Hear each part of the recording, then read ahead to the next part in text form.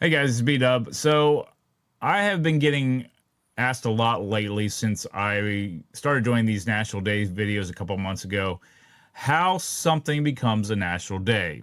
So I decided to do some research, and this is what I found out.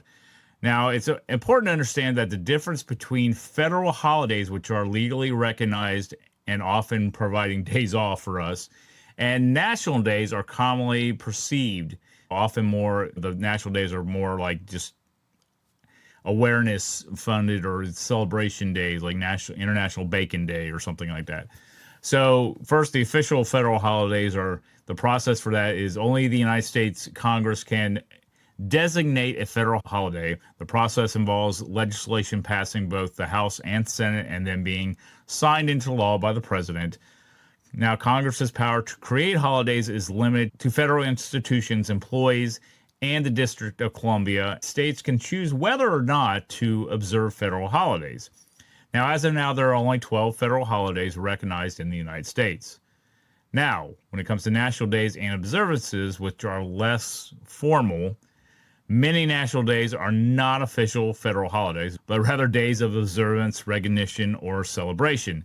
Now, these can be established through several avenues. Now, first, you have your congressional resolutions.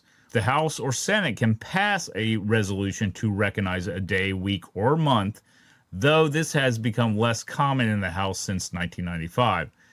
Another option is the presidential proclamation. Now, the president can issue proclamations to commemorate events, individuals, or promote national causes.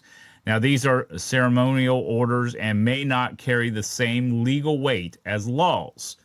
Organizations like the National Day Calendar track and promote thousands of national days that aren't officially recognized by the government but are often widely celebrated. You can submit an application to the National Day Calendar, and individuals or organizations can propose new days for recognition. However, only a small percent of applications are selected each year. So, in essence, becoming an official recognized federal holiday is a challenging and lengthy legislative process. Many national days are established through less formal channels driven by public interest, organizations, and presidential proclamations. So, to create a new day, generally you need to register it with an organization like National Day Archives or National Day Calendar. The process typically involves filling out an application form, providing details about the day's name, date, description, and how it should be celebrated, and of course, paying a registration fee. There's always a payment. So here's a more detailed breakdown of that process. So you choose the organization, you decide whether you want to register with the National Day Archive or the National Day Calendar, and then you fill out the application. You can do it online. So they have an online application form. You'll need to provide information such as the name of the day, the date it will be celebrated, a description of the day, and how it should be celebrated. Next, you'll pay the fee, of course. This is usually a fee associated with registering a new national day. I didn't get an amount. I couldn't find an amount of what the fee was, so it may change here or there. I guess it depends on what it is. But anyways, next is the review and approval process, and the organization will review your application to ensure it meets their criteria, and this may involve checking for compliance with terms and conditions and verifying the information provided. Next is the listing. Now, if your application is approved, your National Day will be listed on their website and potentially in other promotional material. Okay.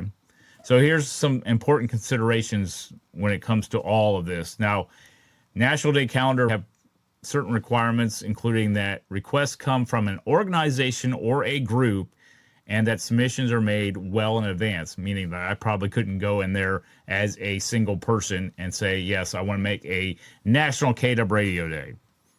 I probably could try, but I don't know if it'll get approved. You probably have to have an organization behind it or a group behind it, because trust me, if you've watched my videos and seen some of the national days I've talked about, you kind of wonder, how in the hell does this become a national day, especially if a group of people have to get involved with this. So, makes sense.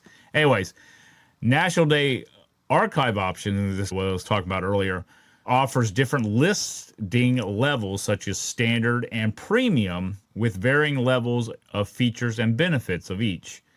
Now, the review process, now be aware that there may be a waiting period, like I said earlier, for review and approval of your application. And finally, be careful with copyright. Ensure that any graphics or images used in your application do not infringe on copyright, meaning you can't use any copyright material unless you have the written consent of the owner. But that's more of a detailed description on how something becomes a national day. It's more complex, but I still, as I've said before, when I look at some of these national days that I do, and truthfully, I'm going to tell you outright, I don't tell you all of them in my videos because there are so many. That's why I always say at the beginning of my videos, here are some of the national days and holidays that we celebrate, because there are so many for each day. But that's basically how something becomes a national day or observance. Other than that, like and comment on this video, subscribe to my YouTube channel, and connect with me on social media. But until next time, this is B-Dub, signing off from the Dub Zone.